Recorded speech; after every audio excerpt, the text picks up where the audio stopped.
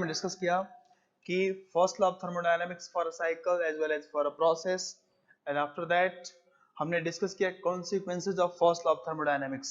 Now in this video we are going to study heat transfer in various non flow और close system processes. हमने बिल्कुल ऐसा ही discuss किया है कि जैसे यहाँ पे हम हीट ट्रांसफर डिस्कस कर रहे हैं वेरियस प्रोसेसेस में, हमने डिस्कस किया हुआ है work transfer for various processes in for non flow और close system process. Non flow का मतलब जिसमें केवल और केवल एनर्जी का ट्रांसफर है, कि मैं सिंपली क्लोज सिस्टम की बात कर रहा हूं. तो वन बाय वन सारे प्रोसेसेस का हम डिस्कस करेंगे, ठीक है ना. तो पहला हम प्रोसेस डिस्कस करते हैं. First process will be your constant volume process. Constant volume process, ठीक है सर. तो कांस्टेंट वॉल्यूम प्रोसेस का मतलब V क्या है, यहाँ पे कांस्टेंट है. अब मुझे पता है कि from first law of thermodynamics for a process, because we are finding the heat transfer value for a process, that's why we will say that from first law of thermodynamics for a process क्या होगा कि sir dq is equal to du plus w. और मैंने अगर dq is equal to du plus dw का इसका मतलब क्या है, इसका मतलब है सर कि here change in kinetic and change in potential energy are zero, that's why we can write u instead of capital E. तो मैं यहां से क्या लिख सकता हूं कि dq is equal to, मुझे एक चीज और पता है सर कि du plus pdv. यहां पे मैंने dw लिखा, यहां पे मैं pdv लिख रहा हूं. इसका मतलब क्या है सर, अगर मैं dw को pdv लिख रहा हूं, इसका मतलब क्या है, this is valid for reversible and irreversible. लेकिन जैसे मैंने dw को pdv लिख दिया, this will be valid for only reversible process. क्यों? क्योंकि for a reversible process we have find the equation क्या कि for the reversible process the work transfer will be P into dV. तो अगर मेरा वॉल्यूम कांस्टेंट है sir तो dV क्या हो जाएगा, जीरो. तो यहाँ पे क्या हो जाएगा, dq is equal to du, ठीक है ना. यानी कि अगर मुझे कभी निकालना है कि sir heat transfer in constant volume process, तो मैं क्या बोलूंगा कि heat transfer in constant volume process that will be equal to the change in internal energy, ठीक है ना. नेक्स्ट अगर मैं बोलता हूं कांस्टेंट प्रेशर प्रोसेस. अब कांस्टेंट प्रेशर प्रोसेस का मतलब क्या है सर कि प्रेशर क्या होगा, कांस्टेंट होगा. और अगर प्रेशर कांस्टेंट होगा मतलब क्या बोल सकता हूं मैं, from first law of thermodynamics for a process dq is equal to du plus pdv, यानी कि रिवर्सिबल के लिए हम डिस्कस कर रहे हैं, ठीक है. तो अगर सर प्रेशर कांस्टेंट है तो मैं क्या लिख सकता हूं इसको, du plus d ब्रैकेट में p into v. क्यों? क्योंकि प्रेशर कांस्टेंट है, तो कांस्टेंट का डिफरेंशिएशन में करूंगा भी तो कांस्टेंट बाहर आ जाएगा. तो मैं यहां से ऐसा बोल सकता हूं सर कि ये जो dq हो गया, और मुझे पता है u plus pv, एक टर्म हो जिसको हम बोलते हैं क्या, एंथैल्पी. एंथैल्पी का मतलब क्या होता है सर, व्हाट इज एंथैल्पी, हम डिस्कस भी कर लेते हैं. एंथैल्पी, एंथैल्पी का मतलब होता है sir H is equal to U plus PV. Enthalpy is a recent term that was coming in thermodynamic study, और ये बार बार रिपीट हो रहा था U plus PV टर्म. तो इसको हमने क्या कर सिंप्लीफाई करके एक नाम दे दिया कैपिटल H. इसका मतलब होता है एंथैल्पी. यानी अगर मैं इसको डिफाइन करूं तो मैं बोल सकता हूं कि enthalpy is the summation of internal energy plus multiplication of pressure and volume. या अगर हम चाहें तो इसको डिफाइन भी कर सकते हैं. कैसे सर, मुझे पता है कि U is the function of temperature plus PV, और किसी सिस्टम के जो बेसिक पैरामीटर्स होते हैं वो क्या होते हैं, PVT, या बेसिक प्रॉपर्टीज होती है वो क्या होती है, PVT. तो मैं बोल सकता हूं कि enthalpy will be total energy of the system, total energy of the system due to its all basic properties, due to its all basic, all का मतलब प्रेशर, वॉल्यूम एंड टेम्परेचर की बात कर रहा हूं, ऑल बेसिक प्रॉपर्टीज. यानी किसी system में जो उसके बेसिक्स पैरामीटर्स हैं, प्रेशर, वॉल्यूम, टेम्परेचर, उसकी वजह से टोटल एनर्जी कितना है सिस्टम में, उसको मैं बोलूंगा that will B enthalpy, that will B enthalpy of that system. तो मैं यहां से क्या बोल सकता हूं, U प्लस PV, यानी कि इसको मैं बोल दूंगा DH, यानी कि जो कांस्टेंट प्रेशर पे जो मेरा हीट ट्रांसफर होगा वो किसके इक्वल होगा, चेंज इन एंथैल्पी के इक्वल होगा। यानी अगर मैं चाहूं तो यहां से लिख भी सकता हूं सर कि dq इज इक्वल टू, ये क्या हो जाएगा, dq क्या होता है, mc डेल्टा t, याद है मुझे, कांस्टेंट वॉल्यूम पे, तो मैं इसको लिख सकता हूं mc dt। और मैं चाहूं तो यहाँ पे क्या लिख सकता हूं, dh is equal dqp is equal to dh, ठीक है ना। और dq क्या है, सेंसिबल इट सेम, तो मैं यहाँ पे लिखना चाहूं तो क्या लिख सकता हूं, mcp dt। यानी अगर मैं चाहूं तो यहां से बता सकता हूं, एक्सप्लेन कर सकता हूं कि सर कि कांस्टेंट वॉल्यूम प्रोसेस के लिए चेंज जो हमारा हीट ट्रांसफर होगा that will be equal to du, या du will be equal to mcp dt। Similarly मैं बोल सकता हूं कि dqp यानी कि heat transfer for constant pressure process that will be equal to dh, और that will also be equal to mcp dt। यानी कि ये दोनों प्रोसेस के लिए हमने डिस्कस किया कि हीट ट्रांसफर क्या होगा, फिर उसके साथ हमने एंथैल्पी को भी डिस्कस किया। Now we are going to discuss the third process that will be your adiabatic, isothermal, जो भी सारे प्रोसेस उसके लिए हम डिस्कस करने जा रहे हैं, ठीक है। देन नेक्स्ट हमारा जो थर्ड प्रोसेस होगा, थर्ड प्रोसेस वो क्या होगा,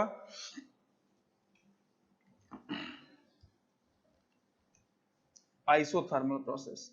थर्ड प्रोसेस क्या है मेरा, आइसोथर्मल प्रोसेस। तो थर्ड प्रोसेस मैं डिस्कस करने जा रहा हूं, third process will be your isothermal process. यहां से बहुत ही प्यारा क्वेश्चन बना था एक, जो गेट 19 में भी आया था, गेट कई बार गेट में पूछ चुका है वो, ध्यान से देखो। आइसोथर्मल का मतलब क्या है सर, टेम्परेचर कांस्टेंट, यानी कि मैं बोल सकता हूं कि हीट ट्रांसफर निकालना है तो from first law of thermodynamics for a process dq is equal to du plus pdv, ठीक है ना। या डायरेक्टली लिख सकते हो, ये किसके लिए वैलिड है, अगर मैं pdv कहीं भी लिख रहा हूं सर, या तो मैं डायरेक्टली यहाँ पे dw भी लिख सकता हूँ, dw लिख रहा हूं तो that will be valid for any process, that process में बी आइदर रिवर्सिबल और irreversible, but if I am writing pdv instead of dw, it means this process will be valid only for the reversible, ठीक है ना। तो मैं यहां से क्या बोल सकता हूं कि आइसोथर्मल में टेम्परेचर कांस्टेंट है and u is the function of temperature, इसका मतलब सर कि du क्या होगा, जीरो होगा हमारा।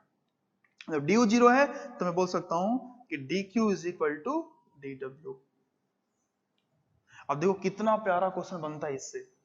हमने थोड़ी देर पहले डिस्कस किया था, थोड़े टाइम पहले हमने जब लास्ट वीडियो डिस्कस किया कि 1.5, उसमें क्या डिस्कस किया कि for a cycle net heat transfer is equal to net work transfer, but net heat transfer is equal to net work transfer, ये भी वैलिड है, लेकिन साइकिल के लिए नहीं, प्रोसेस के लिए भी वैलिड है, लेकिन that process must be isothermal.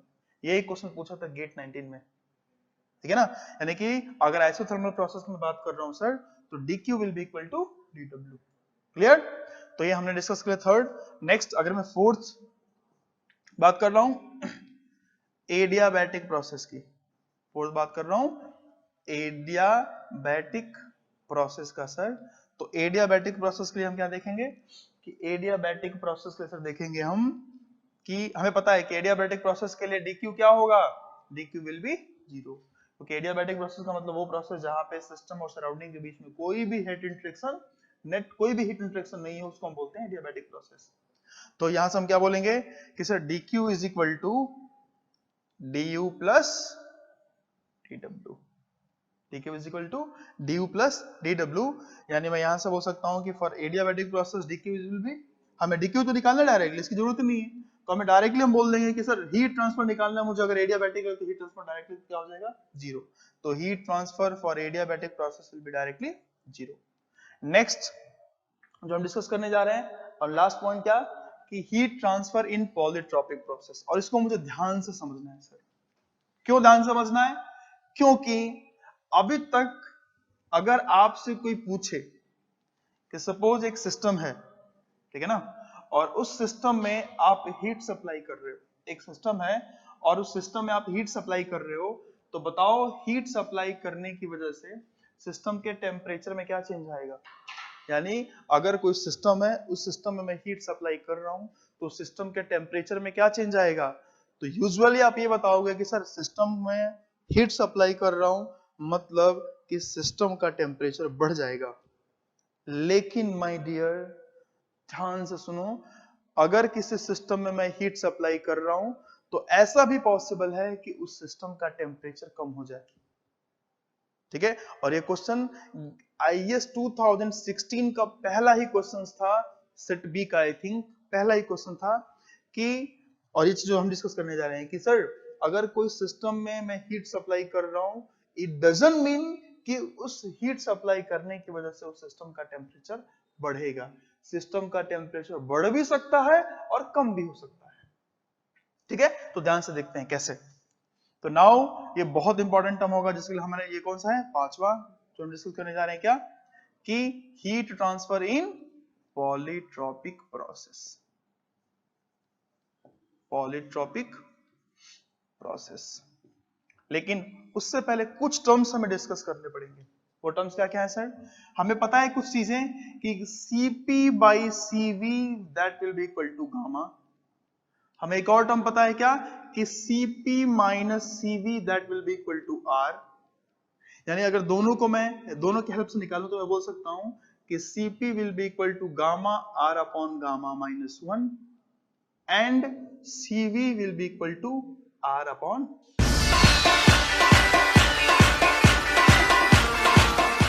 यानी अगर हमें केवल गामा और आर दिया हो, तो with the help of gamma and R we can find the value of specific heat at constant pressure and specific heat at constant volume. और ये कहीं बड़ा से कहीं कोई इसका बड़ा सा प्रूफ नहीं है, ये आपको पता है तो दोनों को देख लो, दोनों की हेल्प से आप आराम से लेकर आ जाओगे। यहाँ पे Cp is equal to gamma Cv कर दिया, Cp की वैल्यू गामा Cv पुट कर दो, तो Cv जब निकालोगे तो R अपन गामा माइनस 1 आ जाएगा डायरेक्टली। ठीक है ना, तो ये दोनों की इक्वेशन को सॉल्व करने पे डायरेक्टली आ जाएगा। तो ये सारी चीजों का हम यूज करने वाले हैं थोड़ा सा, इसलिए मैंने पहले आपको बता दिया। ठीक है, करते हैं स्टार्ट। तो पॉलीट्रॉपिक प्रोसेस है, तो मुझे पता है क्या स्टार्ट कहां से करना है, first law of thermodynamics for a process. And first law of thermodynamics for a process क्या बोल रहे हैं सर कि dq is equal to du plus dw। ठीक है, और dq कौन सा, पॉलीट्रॉपिक की बात कर रहे हैं। du किसका बात कर रहे हैं, पॉलीट्रॉपिक की बात कर रहे हैं। तो मैं देखूंगा यहाँ पे कि du क्या लिख सकता हूँ, du क्या होता है, अभी थोड़ी देर पहले हमने डिस्कस किया था mcv dt। ठीक है, फिर हमने dw क्या डिस्कस किया था, dw का मतलब क्या है सर, dw का मतलब होता है हमारा फॉर किसके लिए, फॉर पॉलीट्रॉपिक प्रोसेस के लिए p1 v1 minus p2 v2 upon n minus 1। ठीक है, अब देखो cv को मैं क्या लिख सकता हूं यहां से, cv will be equal to r upon gamma minus 1, तो मैं इसको बोल दूंगा mr upon gamma minus 1 into dt। dt का मतलब हमेशा क्या होगा, t2 माइनस t1। ऑलवेज अगर किसी भी क्वांटिटी के पहले d लग गया मतलब फाइनल माइनस इनिशियल। ठीक है, plus p1 v1 minus p2 v2 upon n minus 1। Next मुझे पता है क्या कि mrt pv is equal to mrt, तो मैं इसको mrt2 माइनस mrt1 को बोल सकता हूं क्या, p2 v2 minus p1 v1 upon gamma minus 1 minus sorry plus p1 v1 minus p2 v2 upon n minus 1। और मैं कैसे लिख सकता हूं सर यहाँ पे, क्यों, क्योंकि sir pv is equal to क्या है, mrt। pv is equal to क्या है, mrt। तो मैं यहां से बोल सकता हूं कि dq और फिर ये dq किसका, पॉलीट्रॉपिक की बात कर रहे हैं। तो मैं अगर यहां से sir p1 v1 minus p2 v2 common ले लूं यहां से डायरेक्टली, तो मैं क्या बोलूंगा 1 अपॉन n माइनस 1 आ गया, फिर ये क्या हो जाएगा, माइनस हो जाएगा यहां से, तो minus 1 upon gamma minus 1।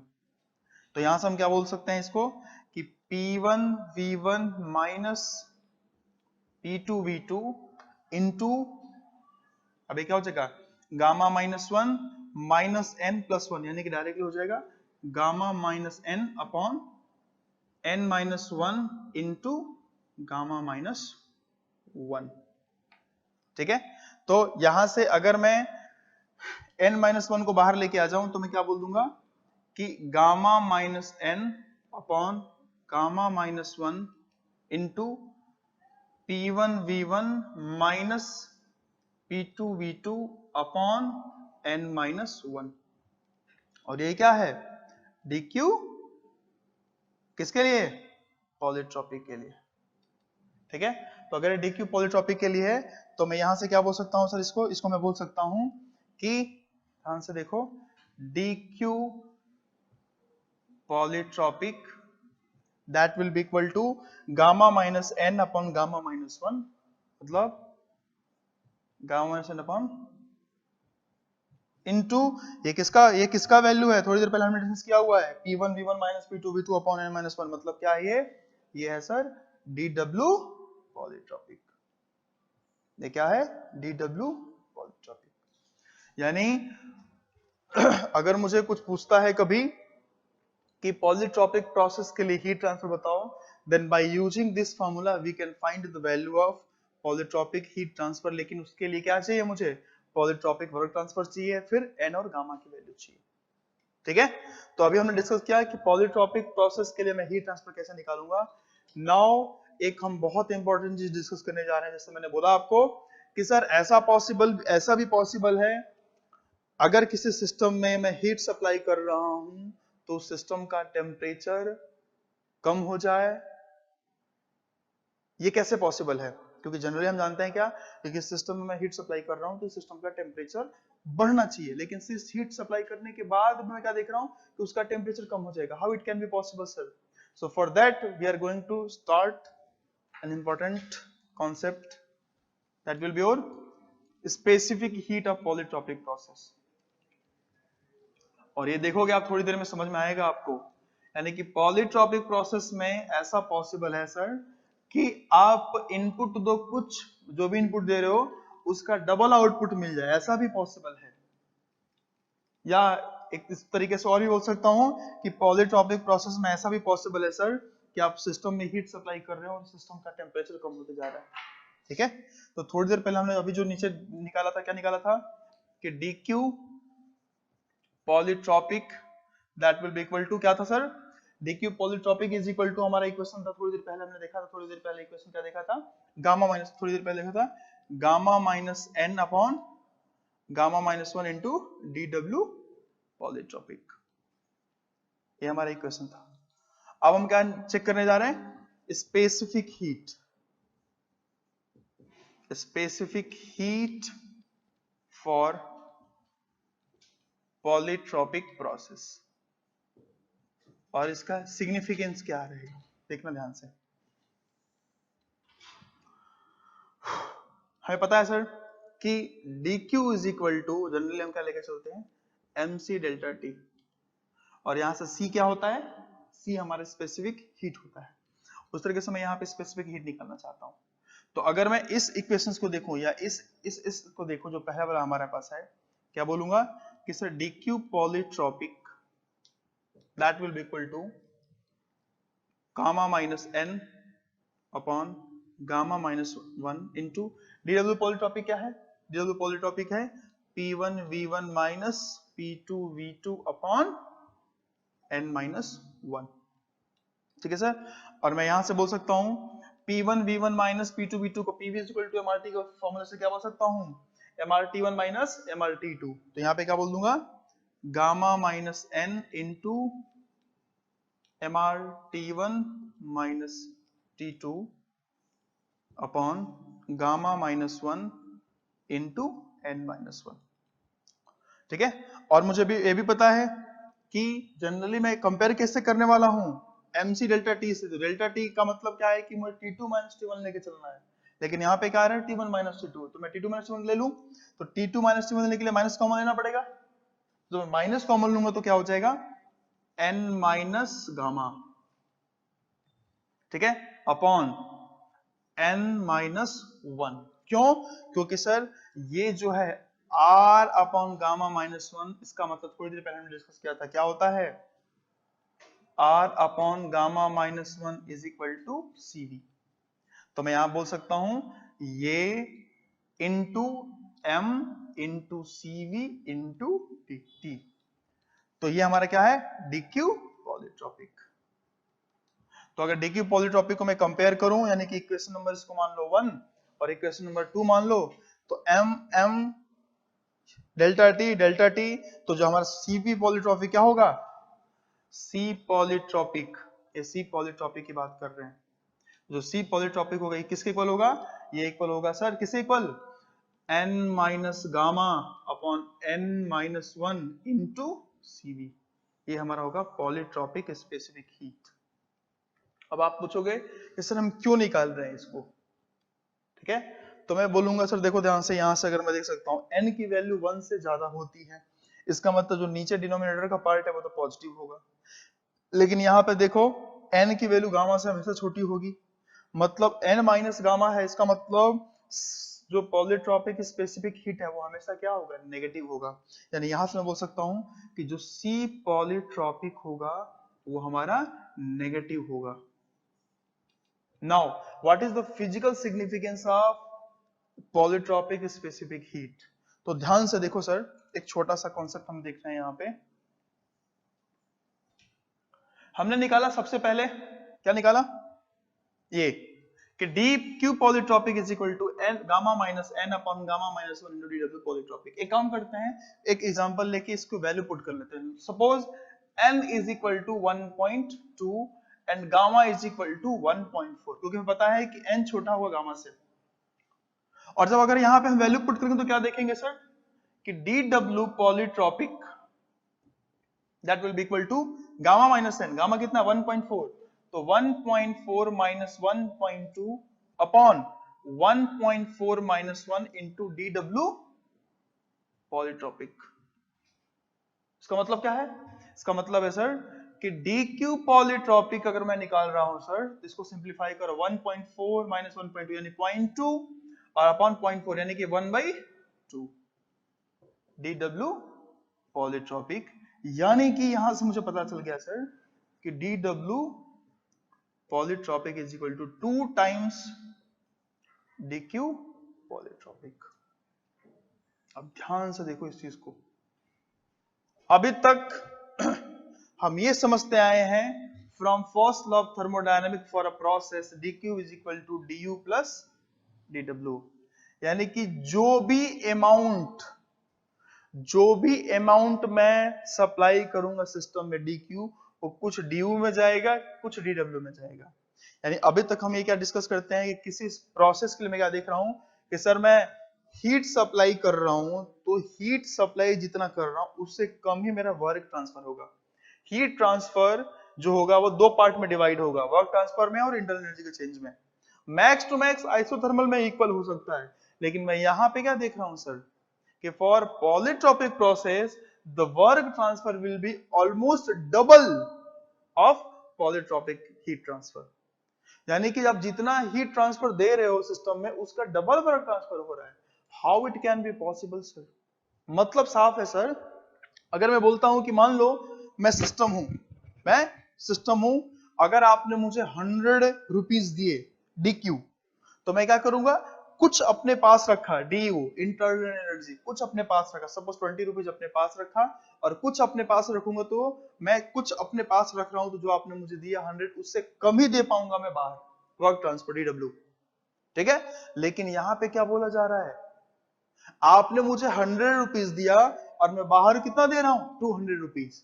How it can be possible sir, ये पॉसिबल है, हाँ सर ये पॉसिबल है। कब, अगर आपने मुझे 100 रुपीज दिया सिस्टम को और सिस्टम 200 रुपीज वापस दे रहा है, यानी DW ज्यादा दे रहा है, ये तभी पॉसिबल है सर जब मैं अपना खुद का 100 रुपीज उसमें कंट्रीब्यूट कर दूं और वापस दे दूं बाहर।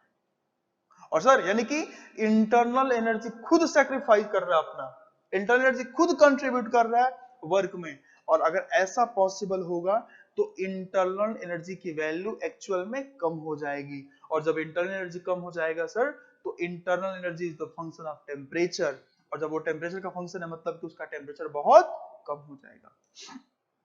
यानी जो मैंने अभी थोड़ी देर पहले डिस्कस किया था कि आपने सुना है, आपने पढ़ा है कि अगर कोई सिस्टम है, उस सिस्टम में मैं हीट सप्लाई कर रहा हूं, तो हीट सप्लाई करने की वजह से उस सिस्टम का टेम्परेचर जनरली बढ़ता है। लेकिन ये भी पॉसिबल है कि हीट सप्लाई कर रहा हूं सिस्टम में तो उस सिस्टम का टेम्परेचर कम हो जाए।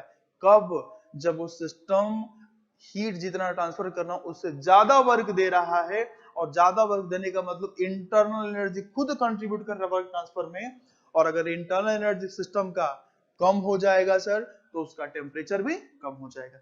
This is the physical significance of negative specific heat. यानी कि नेगेटिव स्पेसिफिक हीट का मतलब सिस्टम में हीट सप्लाई कर रहे हो आप, लेकिन हीट सप्लाई करने के बावजूद भी इसका टेम्परेचर कम हो रहा है। आई बात समझ में? आई होप आपको heat transfer for various process जो हमने डिस्कस किया पूरा समझ में आ गया कि सर कौन कौन से प्रोसेस में डिस्कस किया। कांस्टेंट वॉल्यूम प्रोसेस के लिए, कांस्टेंट प्रेशर प्रोसेस के लिए, आइसोथर्मल प्रोसेस के लिए, एडियाबैटिक प्रोसेस के लिए, देन पॉलीट्रॉपिक प्रोसेस के लिए। सारे प्रोसेस के लिए अगर मुझे हीट ट्रांसफर निकालना है तो मैं किस तरीके से हीट ट्रांसफर निकालना है।